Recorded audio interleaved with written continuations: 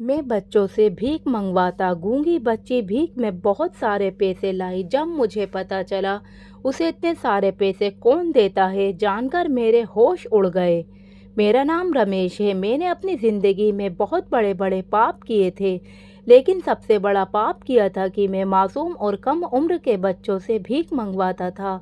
मुझे पता था मैं बहुत गलत काम करता हूँ, लेकिन मेरे पास कोई और काम नहीं था। इस काम में मेरी अच्छी भली कमाई हो जाती थी, काली कमाई हो जाती थी। एक दिन मैं रास्ते से गुजर रहा था। मुझे एक छोटी सी बच्ची वहाँ पर खड़ी हुई मिली। उसकी आंखों में आंसू थे, लेकिन ऐसा पहली बार नहीं हुआ था। मैं लगातार रोज़ाना एक हफ्ते से उस लड़की को वहाँ उस सड़क पर खड़े हुए देखता था। आज भी मैं उस लड़की को ही देख रहा था।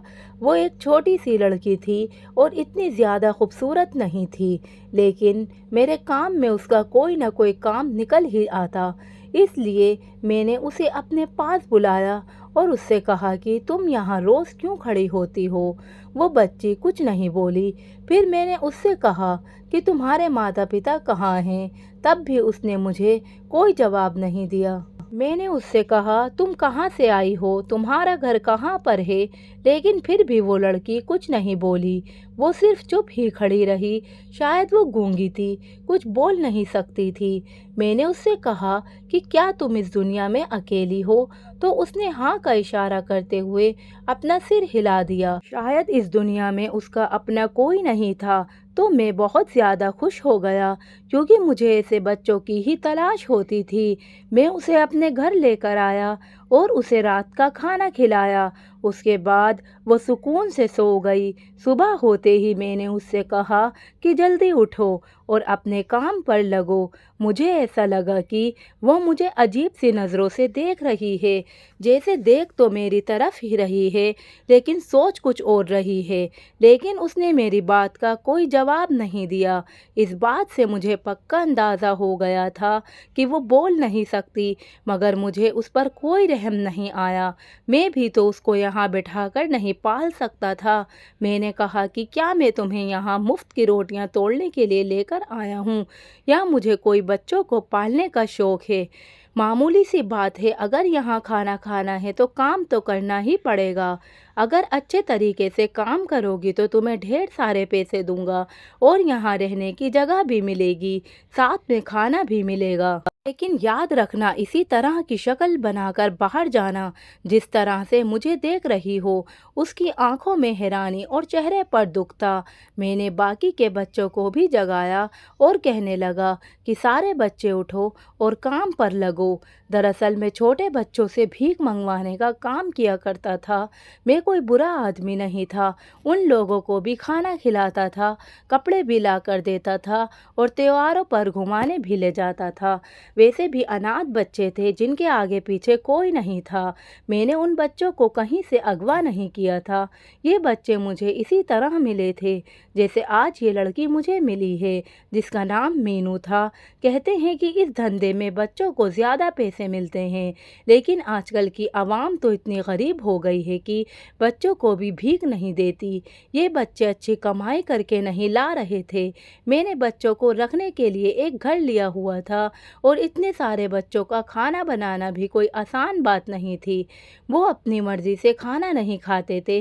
जितना खाना मैं उनको देता था उतना ही चुपचाप खा लेते थे, लेकिन फिर भी खाना बनाना तो मुझे ही पड़ता था। मेरे खर्चा ज़्यादा थे और आमदनी बहुत ही कम थी। मैं काफ़ी परेशान था कि क्या होगा और किस तरह से होगा।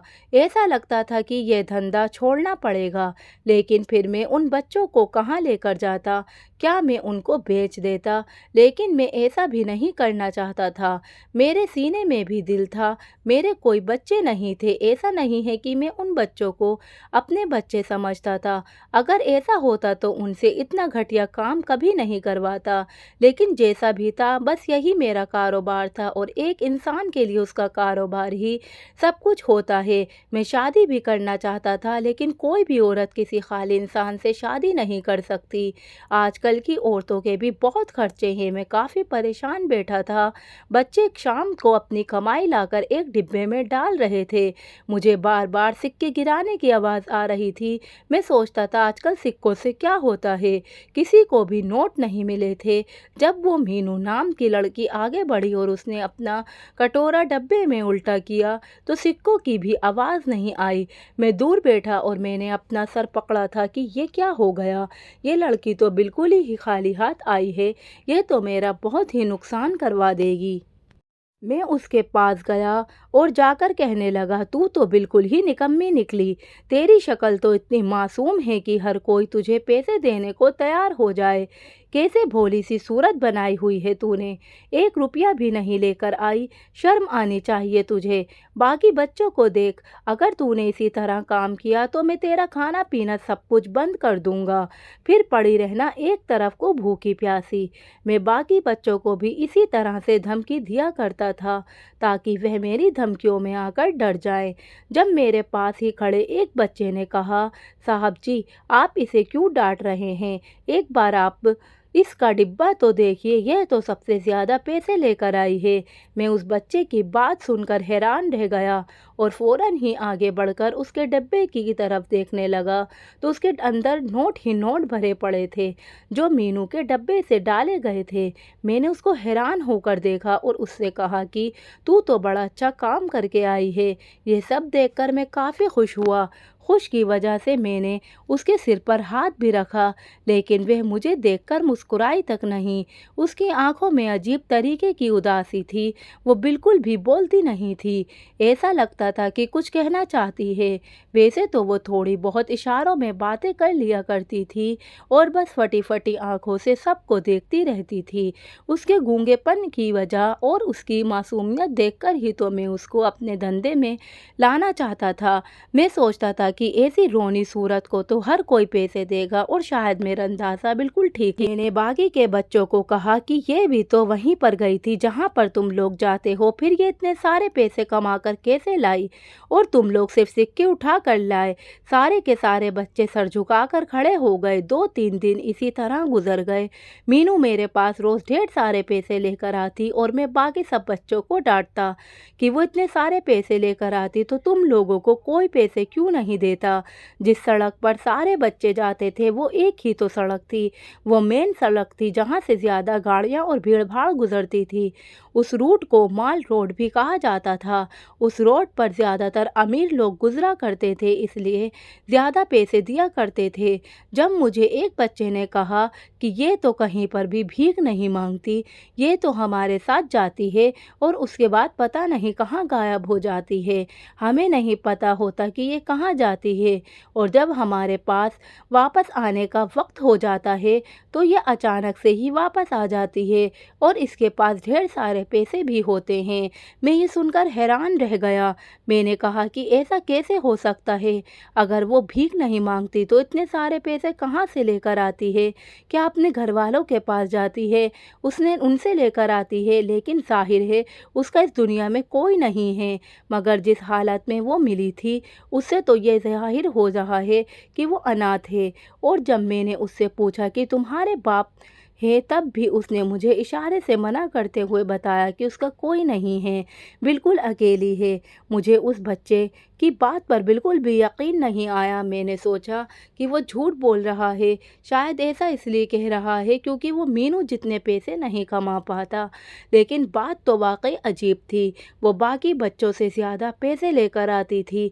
एक दिन मैंने उससे कहा कि तुम कहाँ जाती हो, तो उसने जवाब नहीं दिया। मैंने उससे कहा कि जहाँ पर बाकी सब बच्चे जाते हैं तुम भी वहीं पर जाती हो ना, या फिर कहीं और जाती हो। उसने बस इस बात के जवाब में नहीं में सिर हिलाते हुए कहा। इसका मतलब था कि वो भी वहीं जाती थी जहाँ बाकी सारे बच्चे जाते थे। मुझे तो ऐसा लगता था ये बच्ची बोल ही नहीं पाती, शायद इसलिए ज़्यादा पैसे मिलते हैं। लेकिन फिर मैंने उसे दूसरे बच्चों के साथ खेलते हुए देखा। वो सुन तो सकती थी और इशारों में बातें भी कर सकती थी। इसका मतलब है कि वो गूंगी है, लेकिन दूसरों के इशारों से अपनी बातें समझा सकती है। उसको आए हुए 1 हफ्ता होने वाला था और वो सबसे ज़्यादा पैसे लेकर आ रही थी। इतने पैसे तो आजकल कोई भी बच्चा लेकर नहीं आता। इसलिए मैं काफ़ी ज़्यादा हैरान हो गया और सोचने लगा कि इसका पीछा करना चाहिए, पता तो चले कि आखिर करती क्या है। मेरे दिमाग में काफ़ी सारी बातें आ रही थी, ऐसी ऐसी बातें भी आ रही थी जो शायद मुझे नहीं सोचनी चाहिए थी, लेकिन मैं क्या कर सकता था। हमारी दुनिया तो ऐसी ही है और मैंने इससे ज़्यादा बुरी कहानियाँ सुनी और देखी भी हैं। इसलिए मैं सोच रहा था और दूसरे तरीके से ही सोच रहा था। मैं अगले ही दिन उसके पीछे जाने की प्लानिंग बना रहा था और जब मैंने उसके पीछे जाने की कोशिश की तो अचानक से सामने मकान मालिक ने आकर मुझे रोक लिया और उसने कहा कि तुमने 3 महीने का किराया नहीं दिया। एक तो तुम इस तरह का काम करते हो, ऊपर से किराए में भी देरी कर देते हो। अगर मैंने पुलिस को बता दिया कि यहाँ पर ये सब कुछ हो रहा है तो फिर सोच लो कि तुम्हारी क्या हालत होगी। ये बात सच है कि तुमने इन बच्चों को अगवा नहीं किया, लेकिन अगर पुलिस को बता दिया जाए कि तुम बच्चों को अगवा करते हो तो पता नहीं कितने साल तुम्हें जेल की चक्की पीसते पीसते हो जाए। और वैसे भी पुलिस को कौन यकीन दिलाएगा कि तुम बच्चों को अगवा नहीं करते। पुलिस तो तुम्हारे ऊपर बच्चे अगवा करने का ही केस डालेगी। मैं हैरान था कि आजकल हर इंसान अपनी जगह पर शैतान बना हुआ है। अब मैं उस मकान मालिक से क्या कह सकता था। मैंने उसे कहा कि ठीक है, मेरी जेब में जितने पैसे हैं मैंने उसको सारे दे दिए और कहा कि बाकी के पैसे भी दे दूंगा, लेकिन दोबारा इस तरह की धमकी मत देना। जब उसके हाथ में पैसे थमाए तो उसका तो अंदाज ही बदल गया। उसने कहा कि रमेश भैया, फिक्र मत करो, ऐसी कौन सी बात है, घर वाली ही तो बात है, किसी को कुछ पता नहीं चलेगा। ये कहते हुए वहाँ चला गया। मैं मीनू के पीछे जाना चाह रहा था लेकिन जा नहीं पाया और रात को कुछ ऐसा हुआ कि मैं हैरान ही रह गया। जब उसने अपने डिब्बे को उल्टा किया तो उसके अंदर 500 के काफ़ी सारे नोट थे। मैं तो हैरान रह गया। हैरानी इस बात की थी कि किसी भी बच्चे को इतने पैसे नहीं मिले थे जितने मीनू लेकर आई थी। ये बच्ची गूंगी थी। मुझे लगता था कि शायद भीख देने वाले लोग भी अंधे हो गए। मैंने उससे कहा कि इतने सारे पैसे तुम्हें कहाँ से मिले और किसने दिए। वो चुपचाप खड़ी हुई, मेरी बातें सुनती रही। मैंने दोबारा उससे पूछा कि इतने सारे पैसे तुम्हें किसने दिए, कौन देता है तुम्हें इतने सारे पैसे। मैंने उसके हाथ में वो सारे पैसे रखे और कहा कि क्या तुम्हें पता है ये पैसे तुम्हें किसने दिए। उसने इशारे से गर्दन हिलाते हुए कहा नहीं, कि जैसे उसे कुछ पता ही नहीं था कि ये पैसे उसे कैसे मिले। वो डरी सहमी हुई वहीं खड़ी रही और उसने वो सारे पैसे वापस ही डिब्बे में डाल दिए। मैंने कहा कि ऐसा भी क्या करती हो और कहाँ जाती हो। अगर ऐसी कोई जगह है जहाँ पर लोग ज़्यादा पैसे देते हैं तो बाकी बच्चों को भी वहीं पर लेकर जाया करो। मैंने अपनी तसल्ली के लिए फिर उससे दोबारा पूछा कि तुम कहाँ जाती हो, जहाँ ये बच्चे जाते हैं वहाँ जाती हो ना। उसने इशारे से सर हिलाते हुए कहा हाँ। उसका मतलब था कि वो उन्हें बच्चों के साथ जाती है, लेकिन जिस बच्चे ने मुझे उसकी खबर बताई थी तो वो तो अभी भी ना में सर हिला रहा था। मैंने उस बच्चे को अकेले में ले जाकर पूछा तो उसने मुझे बताया कि ये झूठ बोल रही है, ये कहीं और जाती है, वहाँ से इतने सारे पैसे लेकर आती है और हमें नहीं पता कि यह कहाँ जाती है। मुझे भी यही लगता था कि मीनू झूठ बोल रही है। अब इसका एक ही तरीका था कि इसका पीछा किया जाए और अभी तो इस बात पर खुश था कि मीनू ने 500 के नोट के अलावा आज टोटल 25,000 कमाए थे। वो पैसे मैंने मकान मालिक को दिए थे। यूँ समझो कि वो भी मेरे पास आ गए थे और कुछ पैसे बच भी गए थे। ये लड़की तो बड़े काम की थी, जो भी कर रही थी पर बहुत ज़्यादा पैसे कमा कर लेकर आ रही थी। लेकिन मुझे उसके बारे में जानना भी ज़रूरी था ताकि मुझे पता तो हो कि ये कौन सा काम कर रही है। अगले दिन मैंने उसका पीछा करने का इरादा कर लिया। वो सारे बच्चों के साथ ही निकली थी लेकिन अचानक से गायब हो गई। मैं भी उसका पीछा करने लगा। मैंने उसको पता नहीं लगने दिया कि मैं उसके पीछे हूँ। वो बस चलती ही जा रही थी। ऐसा लगता था जैसे उसे सारे रास्ते याद हों और वो इतनी छोटी सी बच्ची बिल्कुल भी गलत रास्ते पर नहीं जा रही थी। وہاں سے وہ ایک کھلے ہوئے علاقے میں چلی گئی جہاں آس پاس 2-3 گھر تھے۔ کچھ گھروں کی بیک سائڈ تھی اور کچھ گھروں کے مین دروازے بھی تھے۔ یہاں پر ایک پیڑ بھی لگا ہوا تھا۔ یہ ایک چھوٹا سا پارک تھا، لیکن اس جگہ پر کوئی آتا جاتا نہیں تھا کیونکہ یہاں کے حالات بہت ہی خراب تھے۔ وہ جا کر اس پیڑ کے نیچے بیٹھ گئی اور اس نے ایسے ایسے کرتب دکھانے شروع کر دیے کہ تھوڑی دیر بعد ہی لوگ اس کو پیسے دینے لگے۔ میں وہاں کھڑا ہوا دور سے ہی سب کچھ دیکھ رہا تھا۔ لوگ خود ہی اس کی تعریف کر رہے تھے اور اس کو پیسے دے رہے تھے۔ وہ آخر کیا کر رہی تھی؟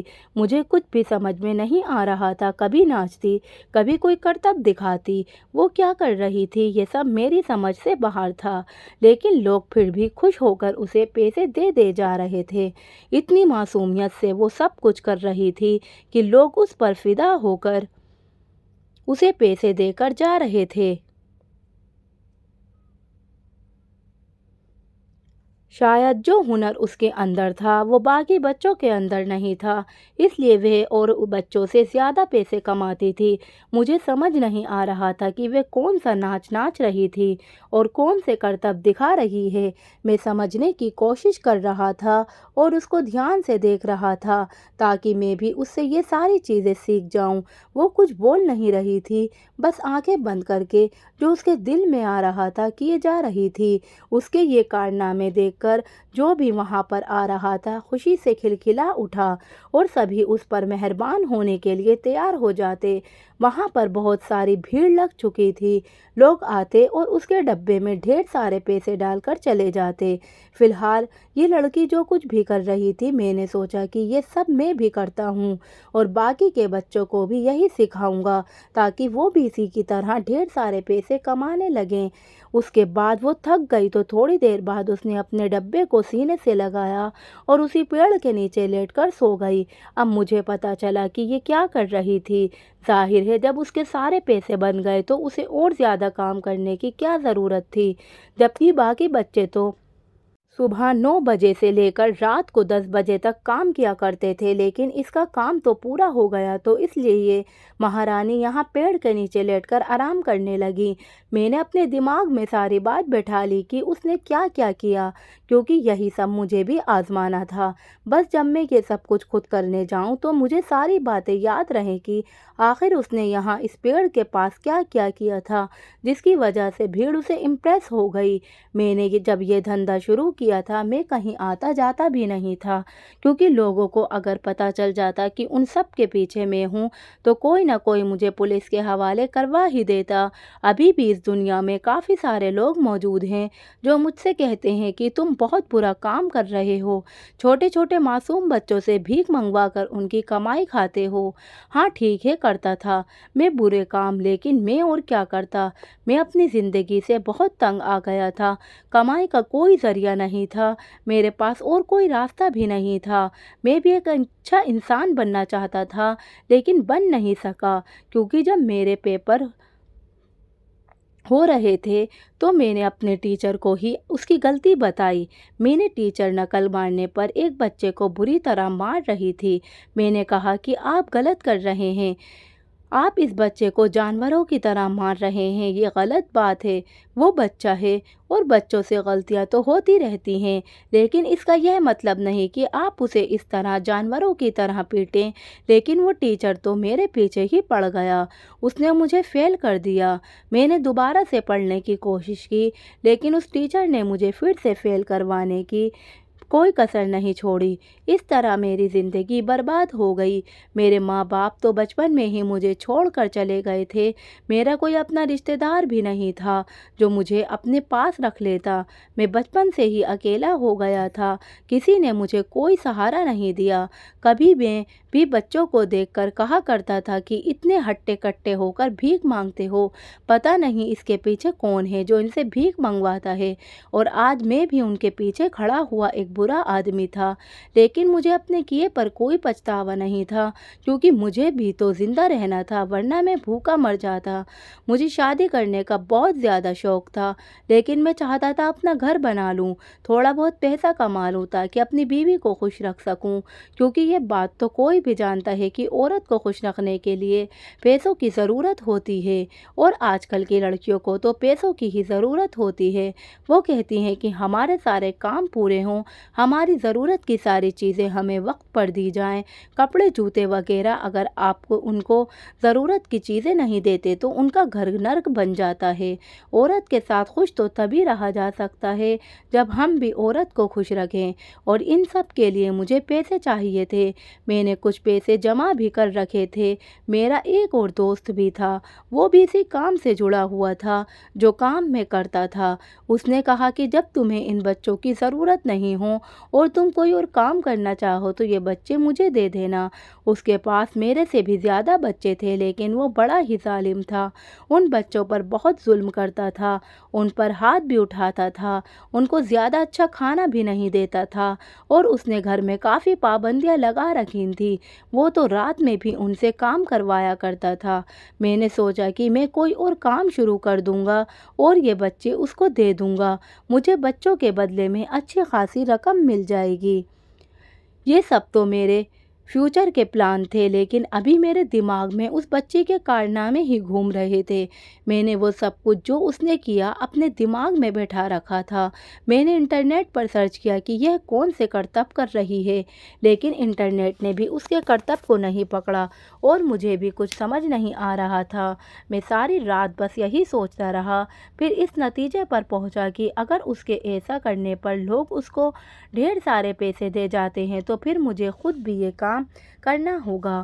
میں نے اگلے دن پھر سے اس کا پیچھا کیا۔ اس بار میں نے لوگوں پر نظر رکھی ہوئی تھی، جو لوگ اسے پیسے دے کر جا رہے تھے۔ اس کی شکل ایسی لگ رہی تھی کہ وہ یہ کام بہت ہی خوش ہو کر کر رہے ہیں۔ ان کو اسے پیسے دینے میں کوئی بھی دقت نہیں تھی۔ لوگ تو اسے ہزاروں روپے دے جا رہے تھے، ورنہ کسی فقیر کو کوئی 100 یا 50 سے زیادہ دے کر نہیں جاتا۔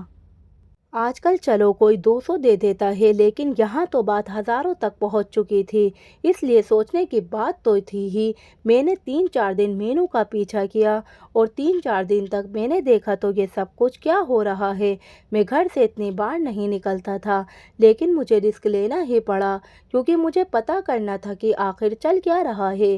ایک دن میں نے اس سے کہا کہ آج تم کام پر نہیں جاؤ گی۔ یہ بات سن کر وہ تھوڑی پریشان ہو گئی، اور اس کی آنکھوں میں آنسو آ گئے، اور باقی بچے جانے لگے، لیکن وہ بھی میرے منع کرنے پر ان بچوں کے پیچھے پیچھے چلنے لگی۔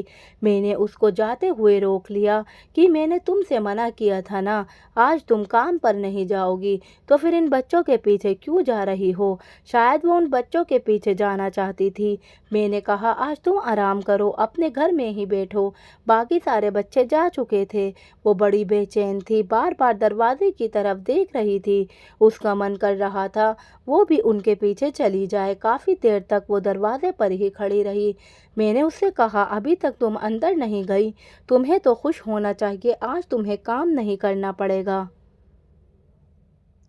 بس تم گھر کے کام کرنا، گھر کو صاف رکھنا، کھانا تو ویسے بھی نوکرانی بناتی ہے، تم بس آرام کرنا۔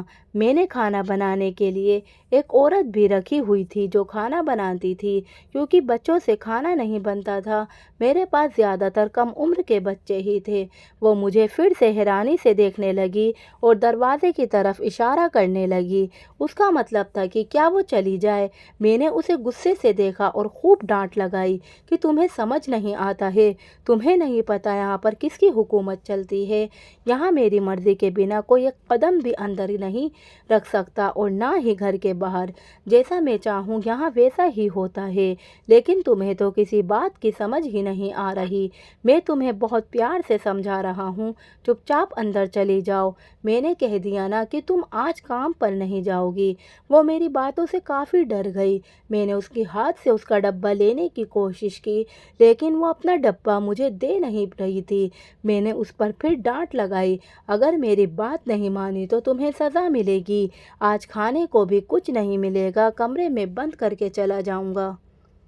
اس بات کے بعد وہ بہت ڈر گئی اور اس نے اپنا ڈبہ مجھے دے دیا اور پھر میں گھر سے باہر آ گیا۔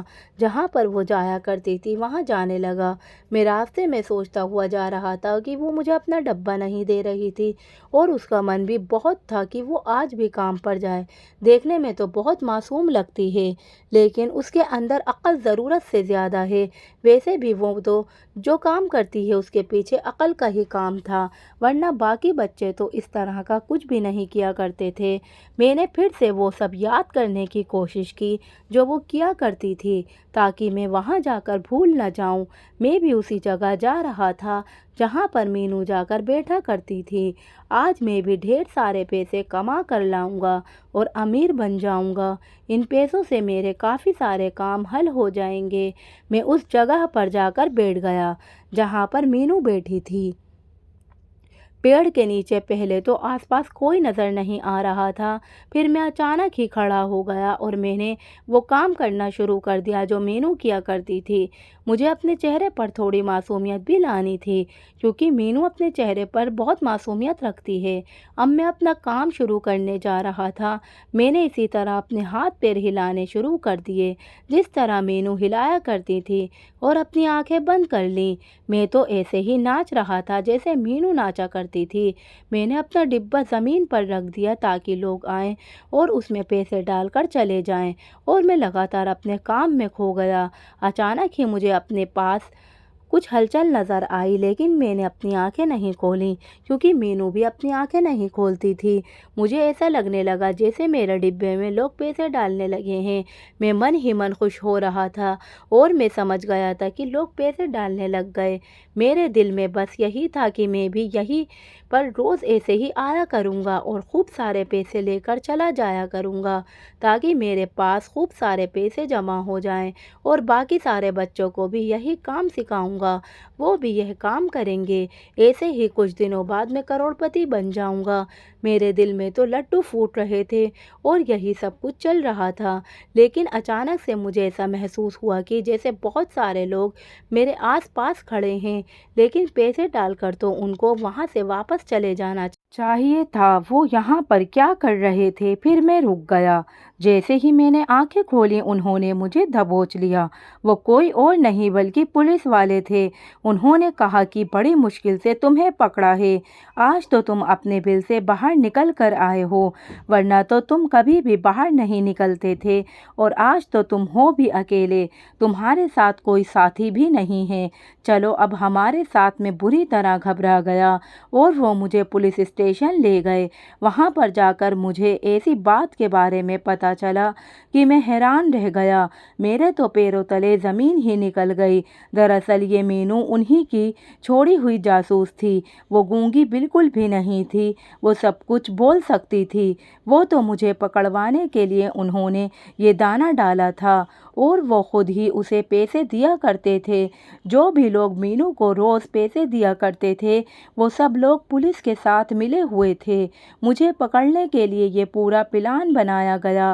انہوں نے میری شکایت لگا دی کہ میں بچوں سے یہ سب کام کروا رہا ہوں اور یہ بچی مجھے گھیرنے کے لیے بھیجی گئی تھی کیونکہ جیسے میں نے بتایا میں اپنے گھر سے باہر کبھی نہیں نکلتا تھا، اور اگر نکلتا بھی تھا تو اس طرح سے کوئی مجھے پہچانے نہیں پتا تھا۔ لیکن اس سب میں لالچ میں آ گیا تھا اور اپنے گھر سے باہر نکل آیا، اور وہ بھی اکیلا۔ اور میری بے وقوفی یہ تھی کہ میں اس جگہ پر بیٹھ گیا جہاں پر وہ لوگ مجھے بٹھانا چاہتے تھے کیونکہ یہاں پر کئی CCTV کیمرے بھی لگے ہوئے تھے اور پولیس اسٹیشن کی بیک سائڈ بھی تھی، لیکن میں پہچان نہیں پایا تھا۔